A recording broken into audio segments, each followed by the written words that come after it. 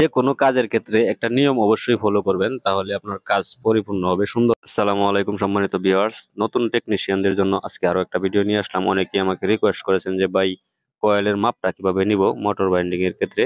তো চলেন আজকে দেখে নিই কয়েলের মাপটা কিভাবে নিবেন, সেটা আজকে দেখাতে চেষ্টা করবো। তাহলে আমরা যে আর্মেচারটা নিয়েছি সেটা হচ্ছে 8 ইঞ্চির চেয়ে একটু কম। তো এখানে আপনারা একটা অনুমান করে নিবেন কতটুকু লাগবে। তো আমরা এখানে 8.5 ইঞ্চির মতো নিব, গুনে গুনে 8.5 ইঞ্চি মাপ দিয়ে ফাইবার কাটলে কিন্তু সঠিকভাবে ফাইবার বাস করার পরে হয়ে যায়। এছাড়াও আপনারা চাইলে আগে একটা ফাইবারকে কেটে ভালোভাবে বাস করে দেখতে পারেন যে কতটুকু লাগে। যে কোনো কাজ নিজে নিজে বুদ্ধি খাটিয়ে করতে পারাটা অনেক ভালো, সেজন্য আপনারা এটা করতে পারেন। দেখেন এই যে আমরা তারটা দেখেন কোন পর্যন্ত নিয়েছি, যেহেতু এখানে 2 পোলের একটি মোটর, এটি 2900 আরপিএম এর, তাই আমরা চারটা মাঝখানে ফাঁকা রেখে 1 আর 6 এরকম ভাবে গুনতে পারেন কেউ। মাঝখানে চারটা ফাঁকা রেখে 1 আর 6 এর মধ্যে আগে তার ঢুকিয়ে নেবেন। তার ঢুকিয়ে নিয়ে এই লোহার যে শেষ প্রান্তটা আর্মেচারের সেই পর্যন্ত নেবেন, নিয়ে এভাবে কিন্তু মাপটা নিতে পারেন। যে কোনো মোটরের ক্ষেত্রে এভাবে মাপ নিলে কিন্তু হয়ে যায়। প্রথম কয়েলটা যখন এভাবে মাপ নেবেন, তারপর কয়েলটাকে এরকম ফর্মা নিতে পারেন, যার যেরকম ফর্মা প্রয়োজন সে সেরকমটা নিবেন। আমাদের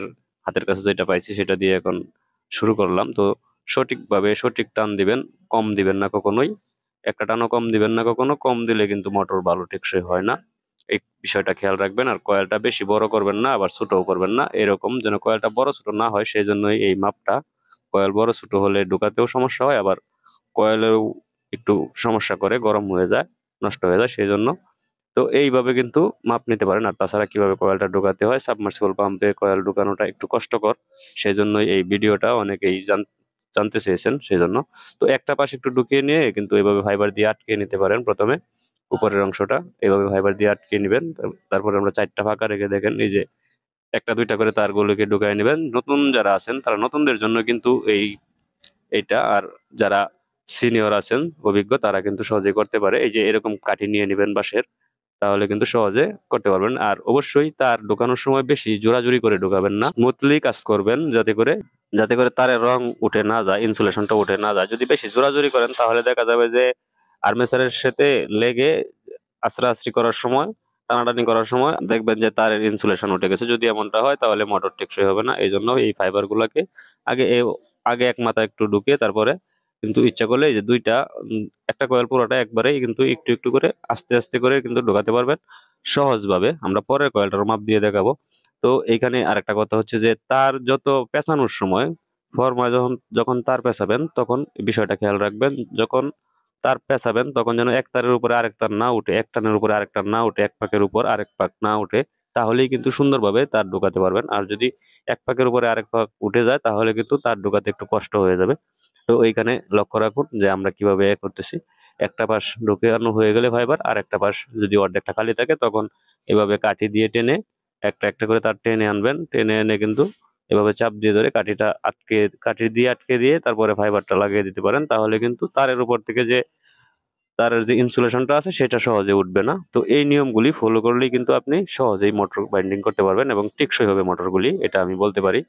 তো এরকম ভাবে করতে পারেন। এই একটা কয়েল হয়ে গেলে কিন্তু পরের কয়েলটা আপনি এভাবে মাপ নিতে পারেন। এই কয়েলের উপরে থাকবে পরের কয়েলটা, এই কয়েলের উপরে পরের কয়েলটা বসবে, এভাবে কিন্তু পরের কয়েলটার মাপ নিতে পারেন। এছাড়া আরেকটা বুদ্ধি রয়েছে, সেটা হচ্ছে যে পুরাতন যে কয়েলটা ছিল, অরিজিনাল যে কয়েলটা ছিল, সেই কয়েল থেকে একটা একটা করে তার যদি রেখে দিতে পারেন, সেটার মাপ মতো যদি করেন তা সেভাবেও পারবেন, সেভাবেও করতে পারেন। তো এইটা সবচেয়ে ভালো ওইটার সাথে, কারণ অনেক ক্ষেত্রে অনেকে কয়েল বাইন্ডিং করার পর এই যে এরকম ভাবে মাপ নিতে পারেন। অনেকে কয়েল বাইন্ডিং করার পর কিন্তু ছোট বড় করে ফেলে। তো আপনারা চাইলে এভাবে নিজের মতো করে করে নিতে পারেন, এতে করে বড়ও হবে না, ছোটও হবে না। যে কোনো কাজের ক্ষেত্রে একটা নিয়ম অবশ্যই ফলো করবেন, তাহলে আপনার কাজ পরিপূর্ণ হবে, সুন্দর হবে। সেটা হচ্ছে যে আগে যা ছিল সেটা লক্ষ্য করা, যদি সেটা অরিজিনাল হয়ে থাকে তাহলে সেই সেম নিয়মটা ফলো করবেন, তাহলে আপনার কাজটা অবশ্যই সুন্দর হবে। কারণ কোনো কোম্পানিতে যখন এই জিনিসগুলা প্রস্তুত করা হয় তখন সেখানে ইঞ্জিনিয়াররা বারবার পরীক্ষা করে, বারবার, কারণ কোনো কোম্পানি চায় না তাদের বদনাম হোক, সেই জন্যই তারা সবসময় ভালো জিনিসটাই উপহার দিতে চায়। তো আজকের মতো এ পর্যন্তই। সকলে ভালো থাকবেন। আসসালামু আলাইকুম।